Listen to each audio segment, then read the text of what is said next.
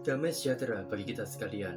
Kiranya damai yang Tuhan berikan senantiasa menyertai kita, menolong kita dalam menjalani hari-hari kita, dalam langkah berpetualang bersama dengan Tuhan, seturut dengan tuntunan firman-Nya.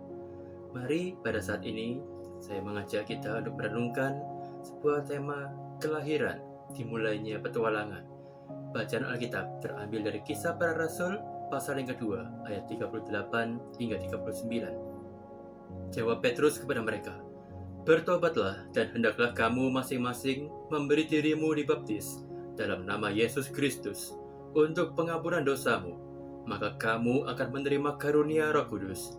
Sebab bagi kamulah janji itu, dan bagi anak-anakmu, dan bagi orang yang masih jauh, yaitu sebanyak yang akan dipanggil oleh Tuhan Allah kita." Hari Pentakosta dalam tradisi Kristiani merupakan suatu momen sejarah yang sungguh patut diperingati. Hari terjadinya pencurahan Roh Kudus atas diri para murid Kristus, yang disusul dengan khotbah Simon Petrus yang diresponi dengan pertobatan dan penyerahan diri 3.000 orang menjadi pengikut Kristus. Peristiwa tersebut menjadi momen dimulainya suatu persekutuan orang-orang percaya sebagai murid Kristus yang disebut sebagai jemaat atau gereja. Sehingga kemudian hari Pentakosta juga disebut sebagai hari lahirnya gereja. Hal yang penting untuk diperhatikan yaitu bahwa kelahiran gereja bukan hanya fenomena jasmani, tetapi juga disertai dengan fenomena rohani, yaitu pertobatan dan penyerahan diri dalam nama Yesus Kristus yang diikuti dengan penerimaan karunia Roh Kudus. Fenomena tersebut terjadi dan tergenapi pada hari Pentakosta. Namun tidak berhenti hanya pada hari itu saja, melainkan terus terjadi dan tergenapi pada masa-masa berikutnya.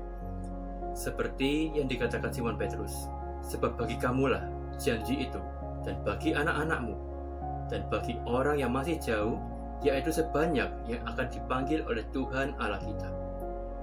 Termasuk pada masa kini, setiap orang yang memerhatikan firman Tuhan, mengakui dosanya, berbalik kepada Tuhan, percaya kepada Yesus Kristus sebagai Juru Selamat dan Tuhan, akan beroleh pengampunan dosa dan pada saat itu juga akan menerima karunia Roh Kudus.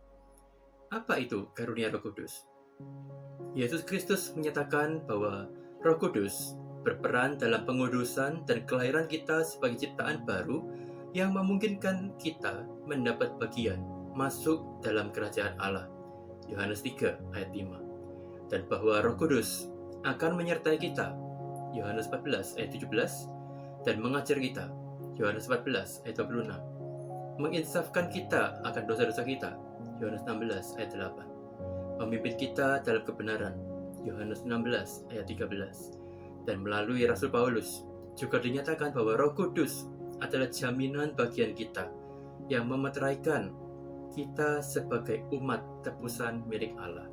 Efesus 1 ayat 13 hingga 14. Dan memampukan kita untuk melayani Allah dan sesama. 1 Korintus 12 ayat 4 hingga 11. Serta menghasilkan buah roh dalam hidup kita. Galatia 5 ayat 22 hingga 23. Sama seperti gereja yang lahir pada hari Pentakosta, demikian pula kita yang percaya dalam namanya akan mengalami kelahiran baru sebagai anak-anak Allah, yaitu ketika kita bertobat dari dosa kita, percaya dan menyambut Yesus Kristus sebagai Juru Selamat kita yang memperdamaikan kita dengan Allah. Dan sama seperti gereja yang lahir pada hari Pentakosta, kita pun akan menerima karunia Roh Kudus, sebab kita adalah orang-orang yang meresponi panggilan Tuhan Allah untuk menjadi milik kepunyaannya. Pertanyaannya, sudahkah Anda mendengarkan dan meresponi panggilan Allah untuk percaya dan menerima Yesus Kristus dalam hidup Anda?